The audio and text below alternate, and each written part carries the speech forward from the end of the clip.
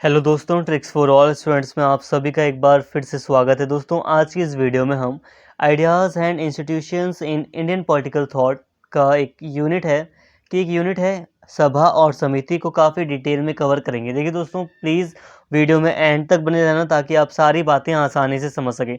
देखो, टफ है बट फिर भी तभी समझ में आएगा जब आप वीडियो को पूरा देखोगे।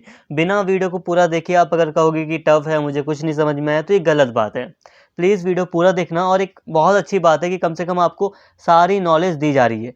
इस चैप्टर को, इस वीडियो को और भी कम समय में या छोटा किया जा सकता है, लेकिन छोटा करने का मतलब होगा कि आपको वो सारी इन्फॉर्मेशन से वंचित करना जो आपको मिलनी चाहिए।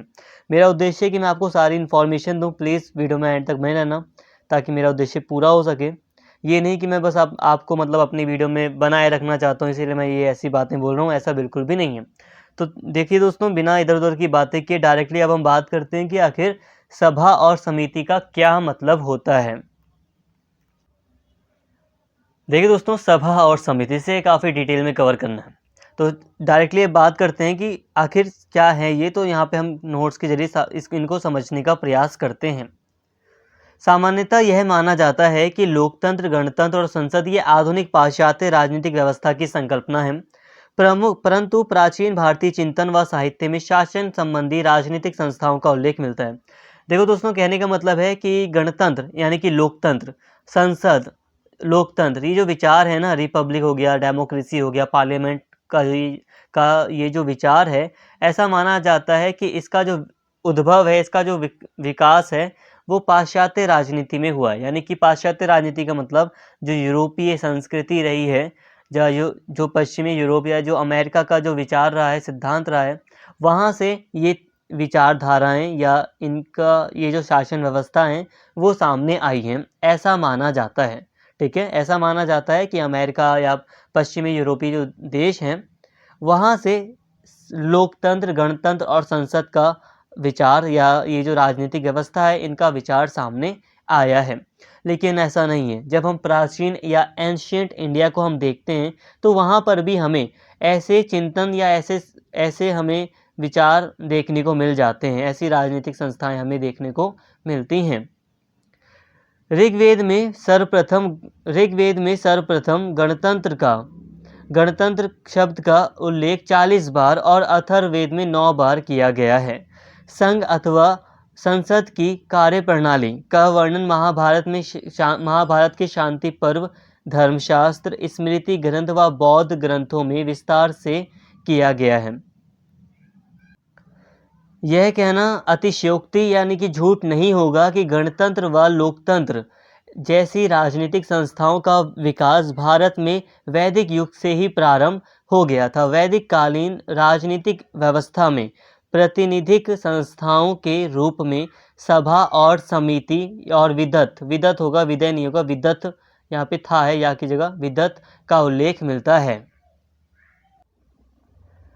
दोस्तों, कॉन्सेप्ट को समझो। देखो, यहाँ पर मैं आपको बता रहा हूँ कि देखो, नॉर्मली ये माना जाता रहा है कि ये जो लोकतंत्र और गणतंत्र और संसद जैसे ये जो बड़े विचार हैं किसी भी देश को चलाने के लिए, ये यूरोप से लिए गए हैं। यूरोप में हमें ये देखने को मिलते हैं। बात सही भी लगती है, लेकिन जब हम प्राचीन भारत को देखते हैं, जब हम एंशिएंट इंडिया को जब हम पढ़ते हैं, तो हमें समझ में आता है नहीं, ऐसे विचार तो हमें भारत के प्राचीन इतिहास में आराम से देखने को मिलते हैं।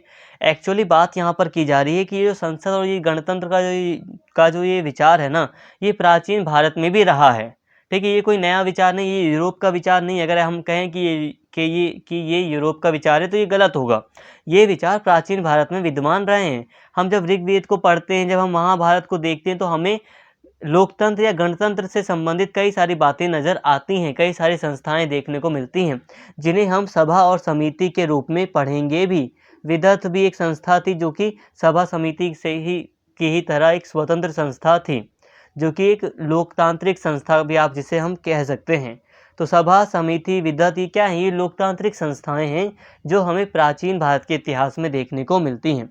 देखो, यहाँ पर कहा जा रहा है कि एक्चुअली ये जो सभा और समिति का विचार है, ये वैदिक काल से ही चला आ रहा है। वैदिक काल का मतलब समझो, जब ये पहली शताब्दी शुरू भी नहीं हुई थी, लगभग 2000 का जो ये टाइम पीरियड अभी चल रहा है, जब ये शुरू भी नहीं हुआ था, तो उससे पहले ही सभा और समिति यानी कि लोकतांत्रिक या गणतांत्रिक विचार भारत में रहे थे।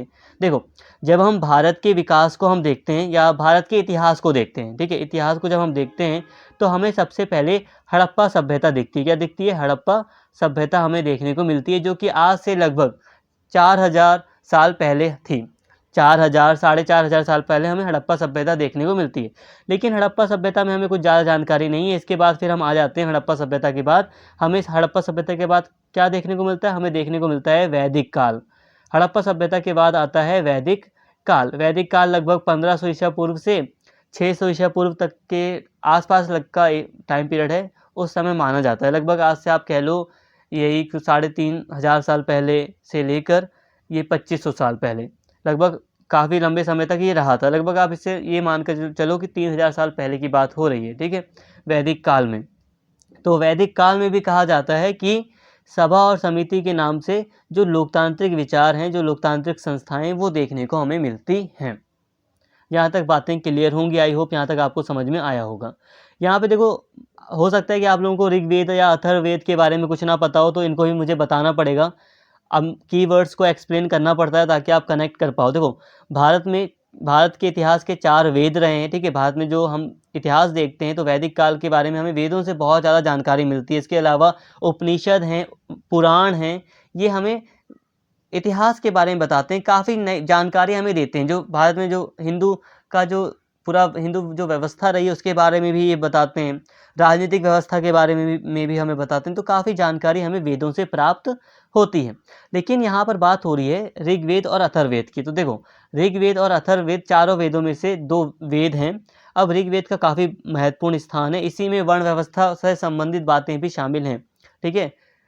हालांकि मनुस्मृति में वो शामिल थी काफ़ी बातें, बट फिर भी ऋग्वेद में भी काफ़ी चीज़ें शामिल हैं। समाज को लेकर कई सारी बातें कही गई हैं ऋग्वेद में भी।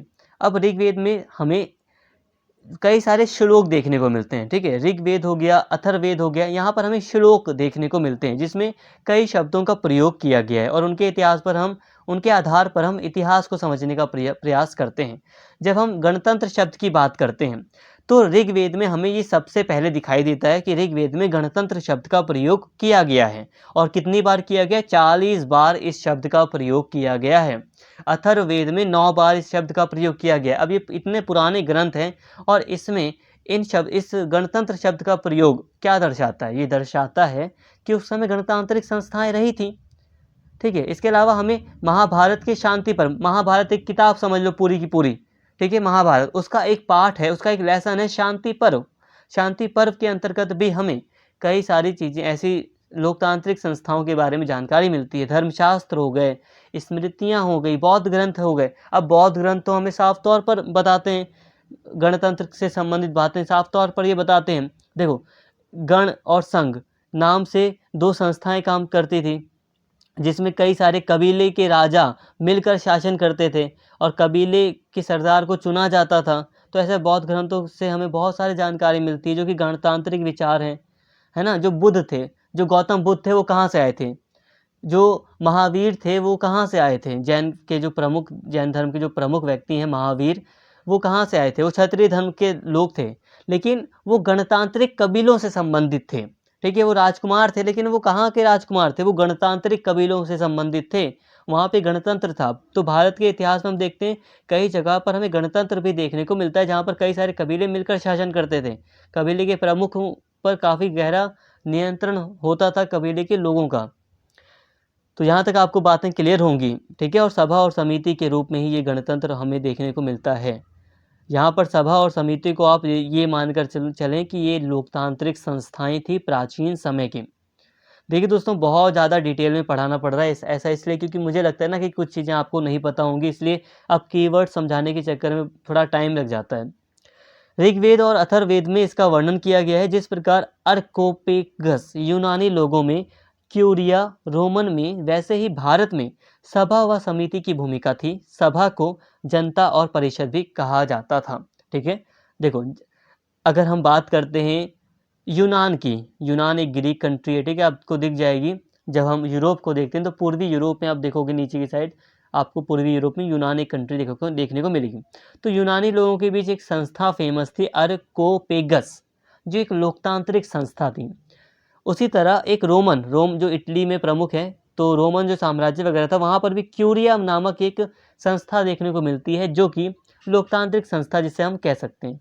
उसी तरह जैसे कि यहाँ पर प्राचीन काल में देखने को मिलती है ये संस्थाएं, उसी तरह भारत में भी लोकतांत्रिक या गणतंत्र से संबंधित सभा व समिति देखने को मिलती है। सभा और समिति को जनता और परिषद भी कहा जाता था। ठीक है, सभा और समिति को आप यूँ समझ लो, या लोकतंत्र और राज्यसभा के रूप में हल्का सा समझ लो बस, ताकि आपको सारी बातें समझ में आ सकें।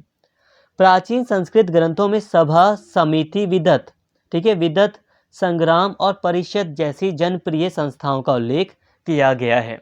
तो प्राचीन ग्रंथों में हमें ये सारे इनके उल्लेख देखने को मिलते हैं। ये संग्राम, परिषद, ये क्या थी? ऐसी संस्थाएं थी जो कि जनता जिसमें प्रमुख भूमिका लेती थी। जनता की मतलब भूमिका प्रमुख थी, जनता बढ़ चढ़कर इसमें भाग लेती थी। तो यहाँ तक हमने एक अपना बेस तैयार कर लिया ताकि आगे की बातें हमें काफ़ी अच्छे से समझ में आ सके। यहाँ तक कुछ भी बकवास नहीं हुई है, यहाँ आपको समझाया गया है। आई होप अब आपको आगे की बातें क्लियर हो पाएंगी। तो सबसे पहले बात करते हैं समिति और सभा की उत्पत्ति कैसे हुई और इनका विकास कैसे हुआ। ठीक है, भारत में हम बात कर रहे हैं कि आखिर इनका विकास कैसे हुआ। मनुष्य के राजनीतिक जीवन के विकास के साथ सभा और समिति का प्रादुर्भाव हुआ। अल्तेकर ने 3 प्रकार की सभाओं, सभा, समिति और विदत का उल्लेख किया है, परंतु यह कहा कि इन शब्दों का एक निश्चित अर्थ बताना कठिन है। समय और काल के अनुसार इसके अर्थ में परिवर्तन संभव है। अब एक पुराने विचारक रहे, एक प्राचीन विद्वान रहे हैं, पुराने विद्वान हैं ये अल्तेकर। अब इन्होंने 3 प्रकार की सभाओं की बात की है। देखो थोड़ा सा पहले समझाता हूँ कि आखिर उत्पत्ति कब से शुरू हुई सभा और समिति की। तो सभा और समिति की उत्पत्ति या विकास इनका तभी से शुरू हो गया जब मनुष्य ने राजनीतिक जीवन में प्रवेश किया। राजनीतिक जीवन का मतलब जब मनुष्य ने अपने लिए सरकार बनाई या फिर राजा को चुना, एक व्यवस्था स्थापित की, तो उसी समय से सभा और समिति का विचार भी शुरू हो गया या उसका उदय हुआ। अल्तेकर जो कि विचारक रहे, पुराने या विद्वान रहे, इन्होंने 3 प्रकार की संस्थाओं की बात की है। सभा है एक है समिति और एक है विदत। ठीक है, लेकिन इन्होंने साफ ये भी कहा है कि ये 3 प्रकार की संस्थाएं जो कि लोक गणतांत्रिक रही थी, लेकिन फिर भी इनको समझाना थोड़ा कठिन है। कठिन क्या, काफ़ी मुश्किल है इनको एक्सप्लेन कर पाना, अच्छे से इनके अर्थ को या मीनिंग को बताना थोड़ा मुश्किल है, क्योंकि समय के साथ इनके अर्थ में परिवर्तन होता गया। और बात सही है दोस्तों, किस आज से 3-4 हज़ार पहले जिस शब्द का प्रयोग हो रहा था उसका आज अगर हम मतलब समझें तो काफ़ी डिफ़िकल्ट होगा, क्योंकि परिस्थितियाँ अलग थी। आज हम एक छोटा सा शब्द है विदेशी। विदेशी हम किसे मानते हैं? हम विदेशी उसे मानते हैं जो किसी दूसरे देश का व्यक्ति हो।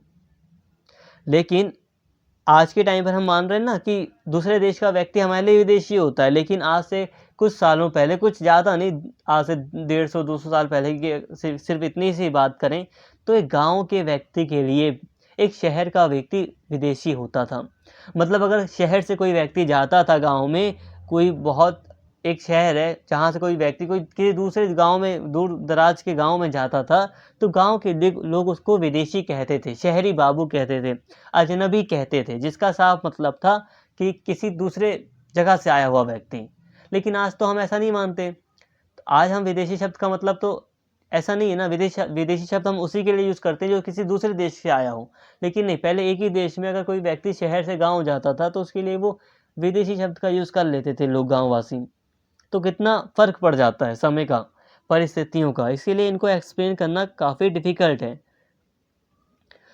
भृगु ने इस ग्रंथ में कुछ साधारण सभाओं का उल्लेख किया है जो कुछ विशिष्ट जातियों की होती है। चरक ने भी 2 प्रकार की सभाओं, पुराने विद्वान रहे चरक, ठीक है, बहुत पुराने प्राचीन समय के, 2 सभाओं का उल्लेख किया है। प्रथम विद्वान व्यक्तियों की सभा और दूसरी सामान्य जन की सभा। चरक ने भी 2 सभाओं का उल्लेख किया है, जैसे कि एक सभा होती थी जिसमें विद्वान लोग शामिल थे, एक सभा होती थी जिसमें आम लोग शामिल होते थे। इसे प्रतीत होता है कि सभा व समिति जैसी महत्वपूर्ण राज्य सभाओं के अतिरिक्त कुछ कम महत्वपूर्ण सभाएं भी थी जो किसी वर्ग विशेष की होती थी, जो उस समाज के सामाजिक और धार्मिक विषयों को निर्धारित करती थी। तो दोस्तों पता चलता है कि प्राचीन भारत में सभा और समितियां तो थी ही, लेकिन उसके अलावा भी कुछ दूसरी सभाएं भी थी, भले ही उनका महत्व कम था लेकिन थी। कुछ जैसे कि वर्ग विशेष की, जैसे कि ब्राह्मणों की अपनी सभा हो गई, ऐसी सभा हो सकती है, क्षत्रियों की अपनी एक अलग सभा हो गई, कुछ जाति विशेष की अपनी सभा हो गई, धार्मिक समुदाय की अपनी सभा हो गई। तो ये सभाएं थीं। शेंडे ने लिखा है, अभी ये भी विचारक रहे हैं, इन्होंने लिखा है कि अथर्ववेद में सभा के स्थान पर शब्द का प्रयोग किया गया है। इन्होंने लिखा है कि सभा, अर्थवेद में सभा के स्थान पर शब्द का प्रयोग किया गया है और उनके सदस्यों को सभासद कहा गया है। अब यहाँ पे थोड़ी कन्फ्यूज़न है नोट्स में, बट कोई नहीं। अब सभा के जो सदस्य हैं उसको सभासद कहा गया है, ठीक है। इन्होंने लिखा है कि अथर्ववेद में सभा के सदस्यों को सभासद कहा गया है। राजा के दैवी यानी कि ईश्वरीय अधिकार की चर्चा अथर्ववेद में नहीं की गई है। राजा को राज्य के प्रमुख के रूप में निर्वाचित किया जाता था। जिस निकाय द्वारा राजा का निर्वाचन किया जाता था उसे सभा और समिति कहा जाता था। अब देखो यहाँ पे हमें ये बताते हैं ये विद्वान कि जो अथर्ववेद है ना, उसमें हम ऐसा नहीं देखते कि राजा सर्वशक्तिमान है, राजा को देवीय अधिकार मिला हुआ है। यहाँ पर हम ये नहीं कह रहे कि राजा सर्वोच्च है। सर्वोच्च का मतलब कि राजा को देवीय अधिकार है और उसे पद से हटाया नहीं जा सकता। हम यहाँ पर ये नहीं कह रहे कि राजा लीगल है बिल्कुल पूरी तरह, उसको ईश्वरीय शक्ति भगवान ने उसको अधिकार दिया है, हम उसके खिलाफ कुछ बोल नहीं सकते, ऐसा नहीं है। यहाँ पर अथर्ववेद में राजा को बस एक राज्य के एक प्रमुख के तौर पर, सबसे बड़े व्यक्ति के तौर पर निर्वाचित किया जाता था, ये बताया गया है, चुना जाता था। और उसे किस संस्था के द्वारा, निकाय के द्वारा चुना जाता था, उसका नाम था सभा और समिति। मतलब सभा और समिति के द्वारा राजा का चुनाव या निर्वाचन होता था। ये हमें शेंडे ने बताया है। इसके अलावा लुडविग एक विचारक हैं, तो लुडविग का मानना है कि सभा में उच्च वर्ग के लोग जैसे पुरोहित व धनिक, जो अमीर थे या जो पुरोहित थे आदि शामिल होते थे, और समिति के सामान्य लोग सदस्य होते थे। अब लुडविग भी एक विचारक रहे हैं जो हमें बताते हैं कि जो ऊंचे वर्ग के जो लोग थे, ऊंचे पद पर जो लोग थे, पुरोहित थे, जो धनी लोग थे, ऊंचे जाति के, ऊंचे वर्ग के, वो शामिल होते थे सभा में, और जो आम लोग थे, सामान्य लोग, वो समिति में भाग लेते थे, समिति के वो सदस्य हुआ करते थे। अब ये अजीब नाम नहीं है लुडविग, ये शेंडे, ये क्या कैसे नाम है, आप खुद सोच रहे होंगे ना। अब ये और भी आएंगे, झीमर, ये क्या है, अब इनको समझो थोड़ा। एक्चुअली दोस्तों भारतीय प्राचीन इतिहास पर जितना अध्ययन इंडियंस ने नहीं किया उतना इन विदेशियों ने किया है। ये विदेशी नाम है, अंग्रेजी टाइम के नाम है, ये ब्रिटिशर्स वगैरह के आप नाम ले सकते हो। देखो ब्रिटिशर्स ने जब यहाँ पे राज किया ना, तो औपनिवेशिक टाइम पर ही फिर अध्ययन करना शुरू हुआ प्राचीन भारत वगैरह का। तो उसी समय प्राचीन भारत का जो इतिहास है, जो एक खो भी चुका था, तो उसको प्रकाश में लाने में हालांकि राजा राम मोहन रॉय वगैरह या जो दूसरे भारतीय विचारक, उनका एक महत्वपूर्ण योगदान रहा, लेकिन फिर भी कुछ जो ब्रिटिशर्स जो विचारक थे या जो विदेशी जो विचारक थे, उन्होंने भी काफ़ी महत्वपूर्ण भूमिका निभाई।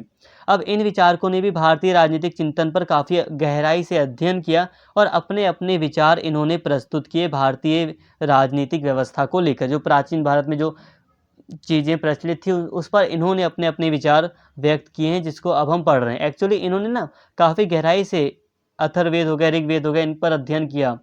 और आपको पता होगा जेम्स प्रिंसेप, जिसने अशोक की लिपि का अर्थ निकाला था। अशोक की लिपि का अर्थ किसने निकाला था? अशोक के जो शिलालेख थे उसमें जो चीज़ लिखी गई थी उसका अर्थ किसने निकाला था? James Prinsep.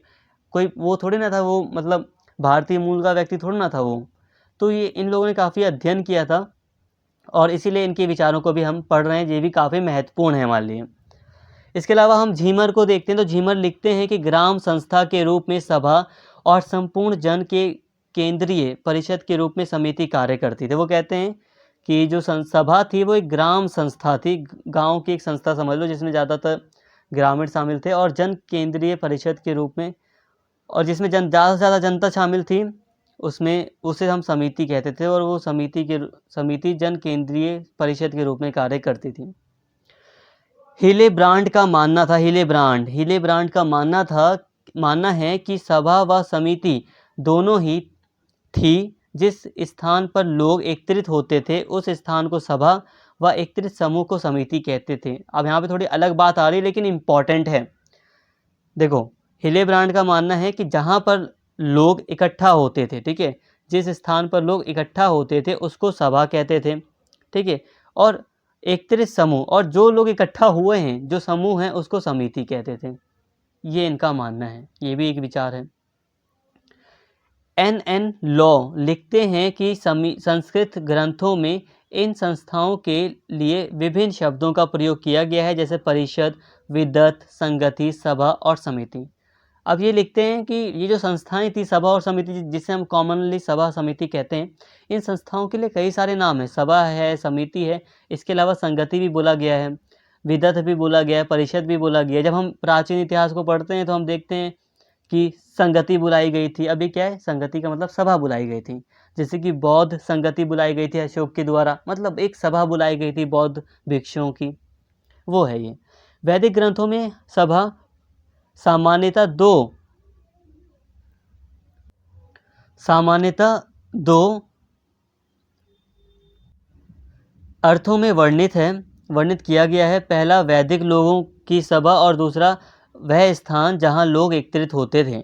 इस प्रकार समिति से भी सभा का ही परिलक्षण होता है, जिसे हिलेब्रांड लिखते भी हैं कि समिति एक प्रकार से सभा ही थी। मतलब यह है कि वैदिक ग्रंथों में भी हमें दोस्तों सभा और समिति के वही अर्थ देखने को मिलते हैं थोड़ा, जो हिलेब्रांड ने हमें बताया है। देखिए, हिलेब्रांड हमें क्या बताते हैं, हिलेब्रांड कहते हैं कि जिस स्थान पर लोग इकट्ठा होते थे उसको हम सभा कहते थे, और जहाँ जो लोग इकट्ठा हुए हैं, जो समूह हैं, उसको हम समिति कहते थे। तो कुछ ऐसा ही अर्थ हमें यहाँ पर देखने को मिलता है, वैदिक लोगों की सभा और दूसरा वह स्थान जहाँ लोग एकत्रित होते थे। तो कुछ ऐसा ही अर्थ हमें देखने को मिलता है जैसे कि हिलेब्रांड ने बताया। वैसे तो नॉर्मली अगर हम आर.एस. शर्मा को पढ़ते हैं तो साफ साफ वहाँ पे हमें सभा और समिति का मतलब दिखाई देता है कि सभा और समिति दो संस्थाएं थी जो राजा का चुनाव करती थी, जो निर्णय वगैरह देती थी। ऐसे हमें स्टडी जब हम करेंगे तो हमें आर.एस. शर्मा में ऐसे दिखाई देता है। लेकिन फिर भी हम आर.एस. शर्मा, जो कि प्राचीन भारत का जिन्होंने बुक लिखी है, उससे भी ज़्यादा डिटेल में हम बात कर रहे हैं सभा और समिति के बारे में, ठीक है। प्राचीन भारत की जो बुक है वो उसमें भी इतना डिटेल में नहीं दिया गया है।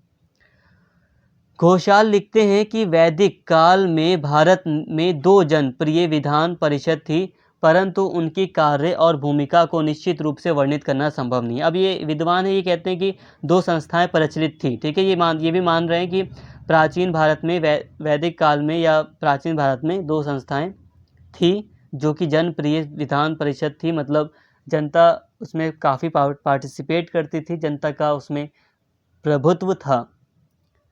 सामान्यतः यह कहा जा सकता है कि समिति वैदिक लोगों की सर्वोच्च संस्था थी, जो वह राजा की सलाहकारी संस्था के रूप में महत्वपूर्ण स्थान रखती थी। तो दोस्तों, सामान्य अर्थों में जनरली ये कहा जा सकता है कि जो समिति है ना, वो एक सर्वोच्च संस्था थी वैदिक लोगों की, और वो राजा की एक सलाहकारी संस्था के रूप में, मतलब राजा को सलाह देने का काम भी करती थी। सामान्य संस्था के रूप में समान संस्था के रूप में सभा की प्रतिष्ठा भी समान थी, लेकिन प्रारंभ में उसकी भूमिका सीमित थी।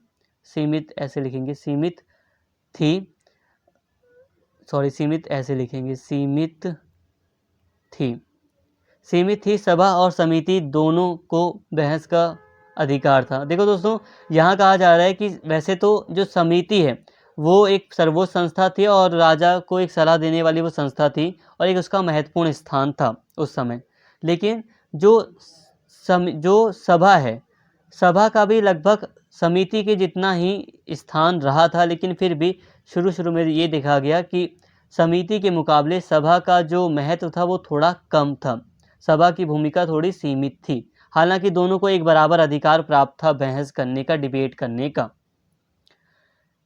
इस प्रकार विभिन्न विद्वानों, अलग अलग जो विद्वान हैं, विचारक हैं, उनके द्वारा दिए गए तर्कों व मतों के आधार पर यह कंक्लूजन निकाला जा सकता है कि सभा ग्राम संस्था थी जहां सामाजिक और राजनीतिक दोनों मुद्दों पर वाद विवाद संभव था।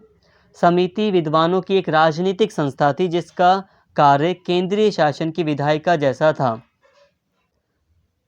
तो दोस्तों, हम एंड में ये कंक्लूज़न निकाल सकते हैं, जो अभी हम विचारकों की बात कर रहे हैं, तो उनको अगर पढ़ने के बाद अगर हम देखें तो हम ये कंक्लूज़न निकाल सकते हैं कि जो सभा थी वो एक ग्राम सभा थी, ठीक है, ग्राम संस्था थी, जो सामाजिक और राजनीतिक दोनों मुद्दों पर वाद विवाद कर उनके द्वारा किया जाता था। और जो समिति थी उसमें विद्वानों की एक राजनीतिक संस्था थी, वो उसमें विद्वान काफ़ी पार्टिसिपेट करते थे। उसे आप विधायिका समझ सकते हैं, केंद्रीय शासन की विधायिका। मतलब यहाँ पर है कि समिति का एक ज़्यादा महत्वपूर्ण योगदान रहा था कि वो विद्वानों की सभा थी, मतलब उसमें विद्वान लोग शामिल थे और वो एक राजनीतिक संस्था थी पूरी तरह। जबकि जो ग्राम संस्था थी उसमें वाद विवाद होता था, जो कि मतलब जो सभा थी उसमें सिंपल समझिए, जो सभा थी वो एक ग्राम संस्था थी जिसमें नॉर्मली जो लोग थे वो आपस में थोड़ा डिबेट कर सकते थे, वाद विवाद कर सकते थे, संभव था ऐसा वाद विवाद, ठीक है। लेकिन जो समिति थी उसका ज़्यादा ही महत्व था क्योंकि उसमें विद्वान लोग शामिल थे, वो एक राजनीतिक संस्था थी और वो केंद्रीय शासन की विधायिका के रूप में कार्य करती थी। वैसे तो दोस्तों दोनों ही संस्थाओं का बराबर योगदान है या बराबर महत्व है, ऐसा इसलिए क्योंकि देखो जनता जिसमें प्रमुख थी वो थी सभा, और जनता के अकॉर्डिंग ही तो शासन चलेगा। तो आगे जो समिति की संस्था थी वो भी, उसका भी महत्व जन सभा के बराबर ही था। शासन की दृष्टि से यह अत्यंत प्रभावशाली थी क्योंकि इसी के सहयोग व समर्थन पर राजा का भविष्य निर्धारित था। यहाँ पे समिति के महत्व को आगे बताया जा रहा है कि शासन की दृष्टि से वैसे तो देखा जाए, नॉर्मली देखा जाए तो सभा समिति के अधिकार वगैरह लगभग बराबर ही थे, लेकिन फिर भी शासन की दृष्टि से समिति के अधिकार ज़्यादा प्रभावशाली थे। क्यों? क्योंकि इसी के सहयोग से, समिति के सहयोग से ही राजा का भविष्य निर्धारित होता था। जैसे कि आज हम देखते हैं ना, लोकसभा जिसके साथ है, लोकसभा में जिसके पास जितने विधायक, जितने एमपी हैं, वही प्रधानमंत्री बनता है। मतलब ये कि समिति का काफ़ी बड़ा योगदान रहता था उस समय राजा के भविष्य को निर्धारित करने में। यदि समिति राजा के विरुद्ध हो तो राजा के लिए एक ऐसा यह संकट जैसा होता था, अर्थात राजा सहित केंद्रीय शासन व सेना पर भी समिति का प्रभाव अधिक था। व्यवहार में क्या स्थिति थी इसका स्पष्ट ज्ञान नहीं है। देखिए दोस्तों, स्पष्ट तौर पर कह पाना कुछ भी थोड़ा मुश्किल होगा कि क्या स्थिति थी समिति और सभा की, लेकिन फिर भी यहाँ कहा गया है कि समिति का जो प्रभाव था वो अत्यंत प्रभावशाली था और राजा के ऊपर उसका काफ़ी प्रभाव पड़ता था। राजा को वो एक तरह से, अगर वो समिति के सदस्य अगर राजा के विरुद्ध हों तो उसे अपना पद भी छोड़ना पड़ सकता था। ये राजा के लिए एक खतरे की बात थी कि अगर उस समिति उसके विरुद्ध हो तो राजा के लिए एक संकट जैसा था। तो इस तरह समिति का एक बड़ी भूमिका थी, समिति की एक अलग प्रभाव था राजा और उसकी सेना के ऊपर।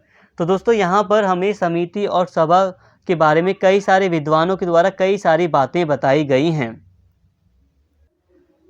दोस्तों ये सब के सब जो विचारक हैं, जो विद्वान हैं, वो हमें बताते हैं कि आखिर सभा और समिति के क्या अर्थ रहे हैं। देखो, हमें यहाँ पर सबको पढ़ना पड़ेगा। ऐसा इसलिए, जब कोई भी चीज़ अस्पष्ट होती है ना, तो जितने भी तर्क या जितने भी सुझाव या जितनी भी बातें हमें बताई जाती हैं, हमें वो सारी चीज़ें सुननी पड़ती हैं, समझनी पड़ती हैं। तो इसलिए सभा और समिति को समझने के लिए ये सारे विचार हमारे लिए उपयोगी हैं। जितने भी विद्वानों ने जो भी बातें कही हैं, ये सारी की सारी हमें पढ़नी पड़ी। क्यों? क्योंकि यहाँ पे स्पष्ट तौर पर कुछ नहीं कहा जा सकता है, बिल्कुल साफ-साफ। इसीलिए जो अलग-अलग विचारकों ने गहन अध्ययन करने के बाद जो निष्कर्ष निकाला, उनको हमने यहाँ पर पढ़ा है। ये हमारे लिए काफ़ी यूज़फुल था और इसे हमें पढ़ना था। अब देखिए दोस्तों, यहाँ तक आपने काफ़ी बातें समझ ली। अगर आपको कोई भी कन्फ्यूज़न है तो यही कहूँगा कि आप एक बार वीडियो को दोबारा देख लेना, सारी चीज़ें क्लियर हो जाएँगी। बस अब हमें नेक्स्ट वीडियो में सभा को समझना है, समिति को समझना है, पर उसके लिए आपको अगला लेक्चर देखना पड़ेगा। तो फिलहाल आज के इस लेक्चर को हम यहीं पर स्टॉप करते हैं। अगर आपको ये वीडियो अच्छी लगी हो तो प्लीज़ चैनल को सब्सक्राइब कर लें और इस वीडियो को ज़्यादा से ज़्यादा शेयर करें और लाइक करें। Thank you.